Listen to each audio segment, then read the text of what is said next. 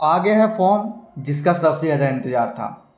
But दो महत्वपूर्ण बातें हैं जिसके ऊपर सोचना चाहिए, और कई अभ्यर्थियों का अगर आप इसमें घुमा फिरा कर देखेंगे तो नुकसान ही है।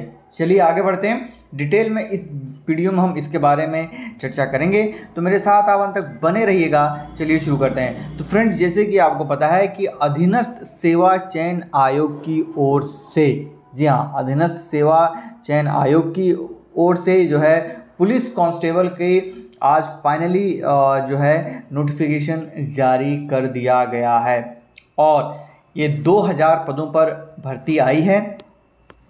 ये देखिए यहाँ पर 2000 पदों पर ये भर्ती आई है, जिसमें से अगर नागरिक पुलिस की बात करें, यानी कि जो आरक्षी की बात करें, तो उसमें 1600 पद हैं, और पीएसी में 400 पद हैं, यानी कि कुल मिला के 2000 पदों पर ये भर्ती आई है।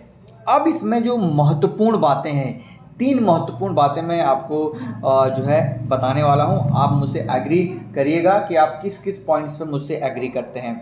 सबसे पहला जो पॉइंट है, इसमें महिलाओं के लिए इस बार कोई भी पद नहीं है। जी हाँ, इसको लेकर बहुत पहले ही मैंने बता दिया था आपको कि महिलाओं के पद इस बार नहीं आने वाले हैं। जी हाँ, महिलाओं के पद नहीं आने वाले हैं। इसका रीज़न भी मैंने उस वीडियो में बताया था कि इसमें जो है पिछली बार की भर्ती आपने देखा होगा, और यहाँ पर मैं उन अभ्यर्थियों के लिए मुझे काफ़ी दुख हो रहा है, उन महिला अभ्यर्थियों के लिए मुझे काफ़ी दुख हो रहा है जिनकी एज इसमें 21 या 22 के आसपास होगी, और वो इस भर्ती का, क्योंकि लास्ट भर्ती 2021 के आसपास आई थी, वो 3 साल से इस भर्ती का इंतजार कर रही थी, तैयारियां भी कर रही थी, बट एंड ऑफ डे सरकार की नाकामी की वजह से जो है उनको अपने भविष्य पर जो है एक बड़ा क्वेश्चन मार्क दिखता हुआ नज़र आ रहा है। पिछली भर्ती में नियमावली ऐसी थी कि गर्ल्स के पोस्ट कम थे, बट उन्होंने जो एक जनरल कट ऑफ होता है उससे आगे जो है बहुत सारी जो फीमेल कैंडिडेट्स हैं उनके मार्क्स आए थे, तो इस वजह से बॉयज़ का जो नंबर काट के उनको दे दिया गया था। इसको लेकर बहुत हंगामा हुआ था, बट आयोग से लेकर कार्मिक विभाग ने अपने अपने तर्क दिए थे कि नियमावली जो है यही है। बाद में जबकि खुद आयोग और कार्मिक विभाग, या फिर आप जो भी कह लीजिए, उन्होंने माना कि ये भर्ती गलत, मतलब गलत तरीके से, क्या नियमावली ऐसी बनाई गई थी कि ऐसा हो गया, इसमें शायद संशोधन हो सकता है। नुकसान किसका हुआ? अल्टीमेटली अभ्यर्थियों का हुआ। उस समय के अभ्यर्थी उस समय बॉयज़ का नुकसान हुआ, तो अब जो है गर्ल्स का नुकसान हुआ। आई थिंक मुझे ऐसा लगता है कि सभी गर्ल्स को इस बात पे अपनी आवाज़ उठानी चाहिए। पहली बात यह है, अब आप मुझसे इसे सहमत हैं या नहीं सहमत हैं, आप मुझे कमेंट सेक्शन में बताइएगा जरूर। दूसरा जो सबसे महत्वपूर्ण है वो है उम्र सीमा को लेकर। इसको लेकर कई बार आवाज़ उठाई गई, चाहे वो तमाम सामाजिक संगठन हैं उनके द्वारा, और तमाम जो रीजनल पार्टीज़ हैं उनके द्वारा, एवं बेरोजगार संघ के द्वारा, और राम कनवाल के द्वारा भी, अभी मैं उनका भी एक पोस्ट दिखाऊंगा, उनके द्वारा आवाज़ उठाई गई कि जो समय सीमा, उम्र सीमा है वो जो है बढ़ाया। हालांकि उम्र सीमा इसमें आप अगर मैं नीचे यहाँ पर आपको दिखाऊं तो उम्र सीमा यहाँ पे जो कैलकुलेट होगी आपकी, आई थिंक 1 जुलाई 2024 से यहाँ पर जो है उम्र सीमा यहाँ पर कैलकुलेट होगी। ये देखिए जो उम्र सीमा है 1 जुलाई 2024 से कैलकुलेट होगी। और दूसरी बड़ी बात, यहाँ पर जो उम्र सीमा है यहाँ पर आप देखेंगे तो मिनिमम जो उम्र सीमा है फॉर द जनरल कैंडिडेट वो आपकी 18 से लेकर 22 साल होनी चाहिए। यानी कि जो मांग रखी गई थी उम्र सीमा को बढ़ाने को लेकर, वो भी यहाँ पर क्रॉस कर दी गई है। हालांकि मैं अपने पिछले वीडियो में देख रहा था, बहुत सारे अभ्यर्थी कह रहे थे कोर्ट जाएंगे, ये करेंगे, वो करेंगे। हालांकि बेरोजगार संघ का क्या इस पर होता है रिएक्शन आगे, वो मैं जो है देखना चाहता हूँ, ठीक है। क्योंकि वो काफ़ी आश्वस्त से, चाहे वो मुख्यमंत्री सीएम धामी से मिले, पुलिस मुख्यालय मिले, कार्मिक विभाग से मिले, वो हर समय काफ़ी पॉजिटिव वो उनका रिस्पांस रहता था।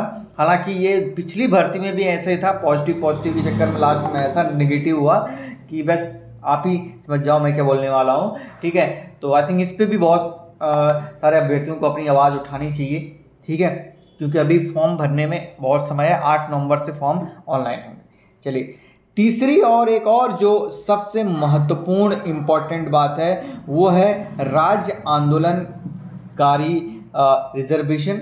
ठीक है, जैसे कि मैंने अपनी पिछली वीडियो में भी कहा था कि कोर्ट के द्वारा, माननीय कोर्ट के द्वारा ये कहा गया था कि कोई भी विभाग इस पर विज्ञापन निकालेगा नहीं निकालेगा, अगर निकालेगा तो इसको रिजर्व रखेगा। लोक सेवा आयोग ने यही किया। आपने देखा होगा लोक सेवा आयोग की जो लेक्चरर की भर्ती है उसमें कहीं भी आपको जो है 10% रिजर्वेशन राज्य आंदोलनकारी नहीं देखने को मिलेगा। लेकिन इसमें अगर आप देखेंगे अधीनस्थ सेवा चयन आयोग की कोई भी भर्ती आ रही है उसमें राज्य आंदोलनकारी जो रिजर्वेशन है वो आपको देखने को मिलेगा। इसमें आप अगर देखेंगे तो 159 पद यहाँ पे आप इसको देखिए, 159 यहाँ पे और टोटल बाकी 41 यहाँ पे, तो 200 पद तो राज्य आंदोलनकारी हैं जो उनमें से ऐसे ही चले गए, बचे 1800। उसमें बहुत सारे पद इसमें से जनरल ओपन के होंगे, ये आप देखें। यानी कि कुल मिला के अगर हम 36 आरक्षण की अगर मैं बात करूं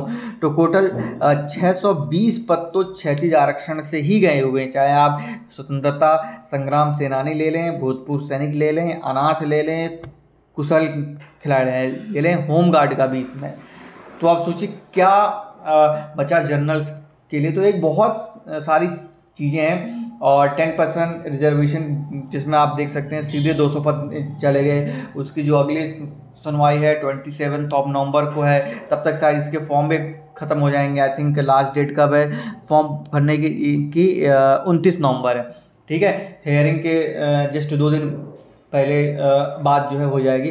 तो बहुत सारे इफ एंड बट्स हैं और मुझे लगता है कि इसके ऊपर सरकार को सोचना चाहिए और बहुत सारे जो संगठन तमाम अभी सोए रहे हैं उनको भी ये एक जागने का वक्त है। बेरोजगार संघ ने क्या इस पे अपनी प्रतिक्रिया दी है, चलिए उसको देखते हैं।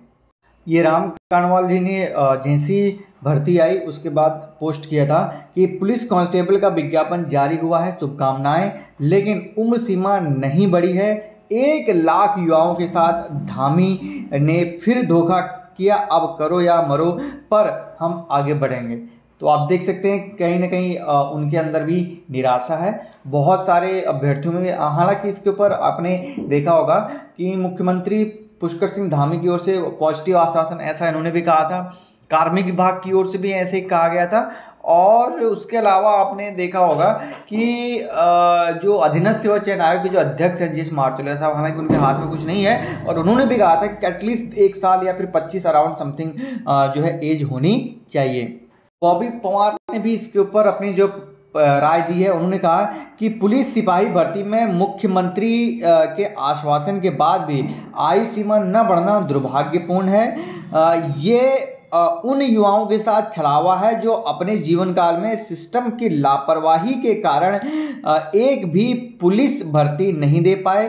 2 नवंबर को भाई राम कांडवाल जी के नेतृत्व में आवश्यक बैठक का आयोजन किया जाएगा। अब ये वही चीज़ मैं कह रहा हूँ, वही चीज़ मैंने आपको वीडियो के स्टार्ट में भी कहा था कि यहाँ पर गर्ल्स की जो भर्ती है वो एक भी पद न होना क्या दर्शाता है? यही दर्शाता है कि सिस्टम की लापरवाही। पिछली बार सिस्टम की लापरवाही की वजह से कई महिला अभ्यर्थी अंदर गए जिसमें पुरुष अभ्यर्थियों का नुकसान हुआ। अब वही चीज़ जो है वापस रिवर्स 22 वर्षा आ रहे हैं कि इस बार जो है फीमेल अभ्यर्थियों का नुकसान हुआ है। उन फीमेल अभ्यर्थी जो कई सालों से इंतजार कर रहे थे कि पुलिस कांस्टेबल की भर्ती आएगी और अब जो अगली भर्ती आएगी तब तक उनकी उम्र सीमा निकल जाएगी, जिसकी वजह से यानी कि जो सिस्टम की लापरवाही की वजह से वो इसमें जो है पार्टिसिपेट नहीं कर पाएंगे। तो बहुत सारे इफ एंड बट्स हैं जिसको लेकर हमने इस वीडियो में चर्चा की और उम्मीद करता हूं कि अब तो आखिर उत्तराखंड का युवा जागेगा। 3 महत्वपूर्ण पॉइंट्स के बारे में इसमें मैंने आपके साथ चर्चा की। तो कहीं ना कहीं उत्तराखंड के युवाओं को अपनी आवाज़ अब उठानी पड़ेगी अलग अलग मंच के माध्यम से, क्योंकि सिस्टम है ये ऐसे ही चलता रहेगा। इसको बदलने की ज़रूरत है, अपनी आवाज़ उठाने की ज़रूरत है। अलग अलग तरीके से आवाज़ उठा सकते हैं, क्योंकि आपने देखा होगा 3 महत्वपूर्ण अलग अलग पॉइंट्स पर हमने इस पर जो है डिस्कस की। और उम्मीद करता हूँ कि छात्र भी छात्रों के भविष्य के बारे में आखिर जो है सरकार सोचेगी कहीं ना कहीं। अब क्या होता है वो तो आने वाला समय बताएगा।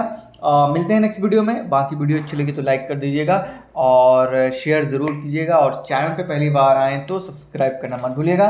धन्यवाद।